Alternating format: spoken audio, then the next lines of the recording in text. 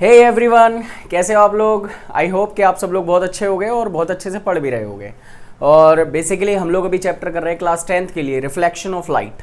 Reflection of light में से हम लोग अभी 2 लेक्चर्स कर चुके हैं। तो 2 लेक्चर्स के बाद आज हम लोग 3rd लेक्चर करने वाले हैं। लेकिन उससे पहले जिसने भी अभी तक 2 लेक्चर्स नहीं देखे हैं, ऊपर लिंक आ रहा होगा प्लेलिस्ट का, आप वहाँ से विजिट कर सकते हो। दोनों लेक्चर वहाँ से देख सकते हो। फिर हम 3rd लेक्चर कंटिन्यू करते हैं। आज का जो हमारा टॉपिक होने वाला है वो होने वाला है image formation by plane mirror.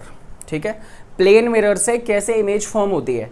अब लेकिन image form by plane mirror तो है, लेकिन इसकी कुछ बेसिक बातें हैं, छोटी छोटी टर्मिनोलॉजी है, उसको समझना पहले ज़रूरी है। तो मैं एक बार उसको फास्ट एक बार बताता हूँ और आप उसको नोट डाउन जरूर कर लो, because it will help to make the notes.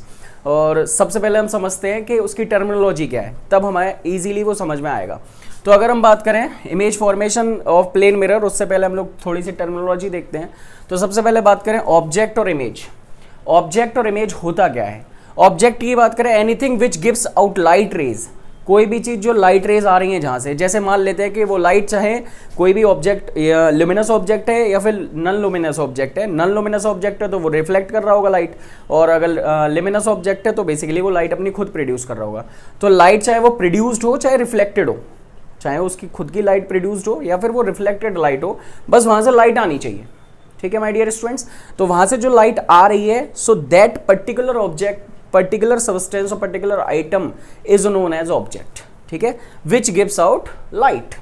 जैसे ट्यूबलाइट हो सकता है या फिर टॉर्च हो सकती है, सन हो सकता है, और भी बहुत सारी चीज़ें हैं, they all are known as object.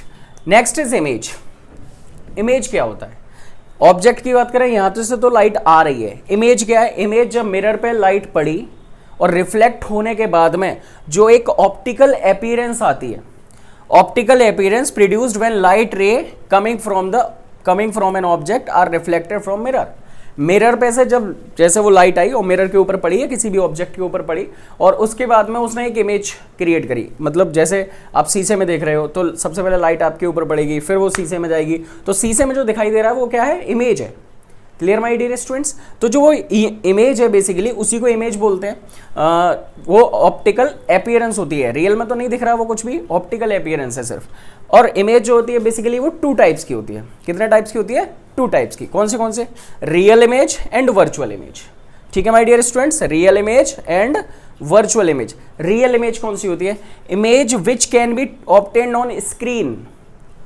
Image which can be obtained on screen, जो स्क्रीन के ऊपर ली जा सकती है। लाइक आप सिनेमा स्क्रीन देखते हैं, सिनेमा हाउस जाते हैं, मतलब थिएटर में जाते हैं, मूवी देखते हैं, तो उसमें जो स्क्रीन पे जो दिख रही है वो रियल इमेज है।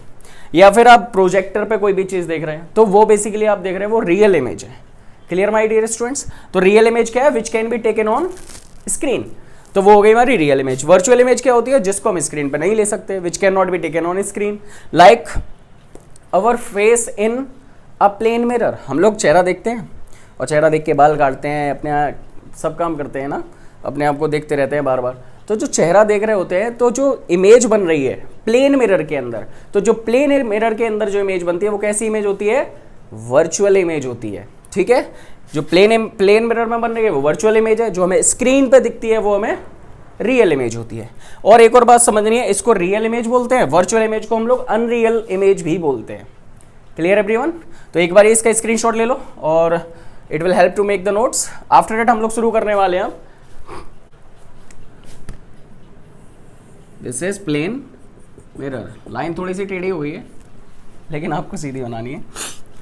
और ये आ गया यहाँ से नॉर्मल, ये हमने रख दिया यहाँ पे एक ऑब्जेक्ट। ठीक है, ये मान लिया ए और बी, ए बी ऑब्जेक्ट हमने रख दिया। यहाँ से लाइट निकल रही है लाइक दिस, और एक रे नीचे चली गई लाइक दिस। अब angle i is equals to angle r. ठीक है मेरे प्यारे बच्चों, angle i is equals to angle r वाला फंडा। और ये लाइट ऐसे जाएगी और यहीं से वापस आएगी, क्योंकि स्ट्रेट जा रही है, straight it will come back. But एक इंपॉर्टेंट बात जो है, हमें ऐसा लगेगा कि ये जो लाइट, ये जो इमेज, ये ऑब्जेक्ट है वो हमारे पीछे रखा हुआ है, ये जो लाइट रेज आ रही हैं वो पीछे से आ रही हैं, ऐसा हमें विजिबल होगा।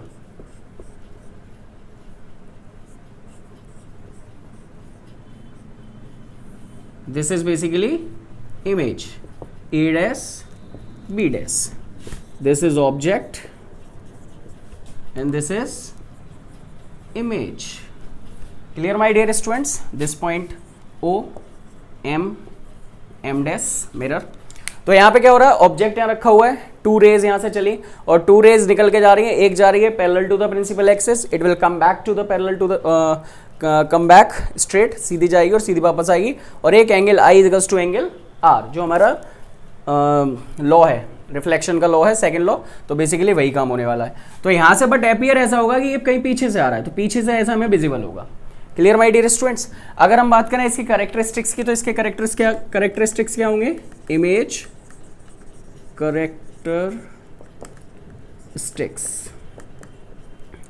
तो फर्स्ट देखते हैं। तो सबसे पहले देखें पोजीशन। तो इसकी पोजीशन कहाँ है?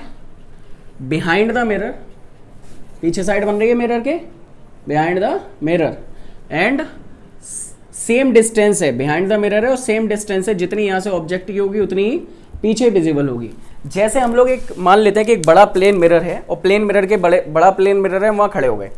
तो जैसे मान लीजिए मिरर से हम जितनी दूर हम खड़े हुए हैं, तो उतना ही दूर हमें, जैसे जैसे हम पीछे होते जाएंगे तो उसके अंदर भी, इमेज के अंदर भी हम पीछे, मतलब शीशे में भी हम पीछे होते चले जाते हैं।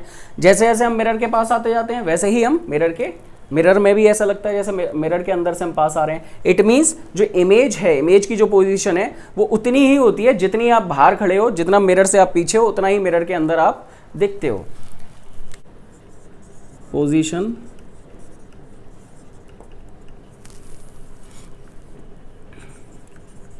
behind the mirror at same distance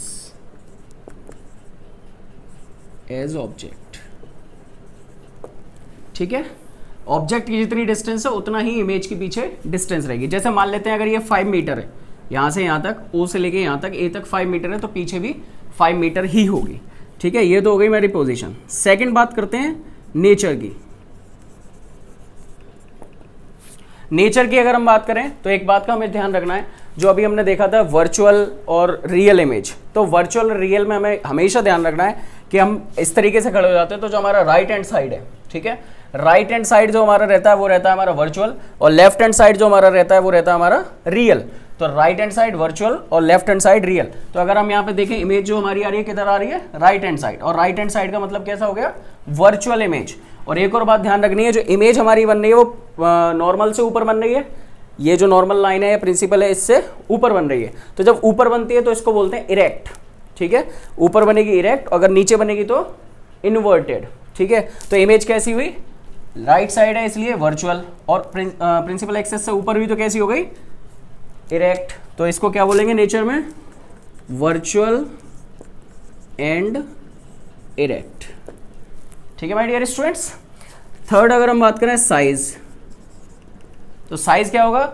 जो साइज ऑब्जेक्ट का होगा वही साइज हमारा इमेज का होगा। प्लेन मिरर से size will be same as the object, image size will be same as the object, same as object. Clear my dear students. अब एक और इसकी स्पेशल प्रॉपर्टी होती है, वो होती है लेटरल इन्वर्टेड।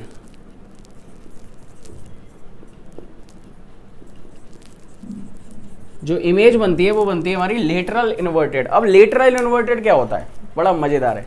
लेटरल इन्वर्टेड होता है जैसे आप कभी भी अपने मिरर के सामने खड़े हो, शीशे के सामने खड़े हो, तो उसमें आप देखोगे अगर अपना लेफ्ट हैंड आपने उठाया है तो उसमें आपको राइट हैंड दिखेगा, अगर आपने राइट हैंड उठाया है तो आपको लेफ्ट हैंड दिखेगा। तो your left hand becomes right hand in the mirror, plane mirror, और right hand becomes your left hand.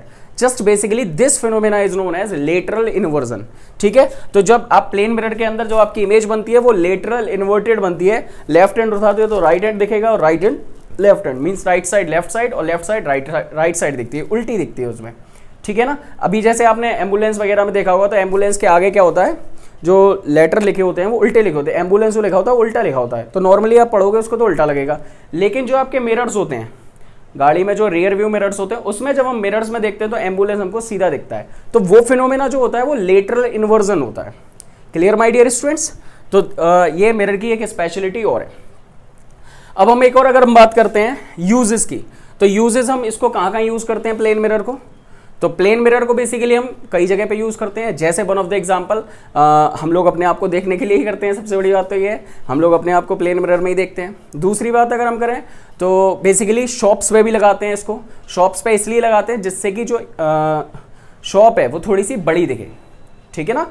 जो शॉप होती है आपने देखा होगा बड़ी बड़ी बॉल्स पे बड़े बड़े मिरर लगा दिए जाते हैं, जिससे क्या होता है कि जो शॉप है वो शॉप बेसिकली जितनी छोटी है उससे वो थोड़ी सी बड़ी दिखे, क्योंकि वो इसकी इमेज बनती है तो इमेज की वजह से लगता है वो हमारी जो शॉप है उनकी वो बड़ी दिख रही है, ठीक है। तो इस तरीके से शोरूम्स वगैरह में मिरर्स लगाए जाते हैं देखने के लिए। तो this is how we are using plane mirror. आप एक इसका स्क्रीनशॉट ले लीजिए, it will help to make the notes. और आई होप कि ये टॉपिक आपको क्लियर हुआ होगा। जो भी टॉपिक्स अभी आज हमने करे हैं वो टॉपिक्स आपको क्लियर होंगे, अच्छे से समझ में आए होंगे। तो मैं चाहूँगा कि आप लोग वीडियो को ज़्यादा से ज़्यादा अपने दोस्तों के साथ शेयर करें, लाइक करें, शेयर करें, कमेंट करें, और अगर आप नए आए हैं चैनल के ऊपर तो प्लीज़ सब्सक्राइब करें। सो मिलते हैं हम नेक्स्ट लेक्चर में। Thank you so much.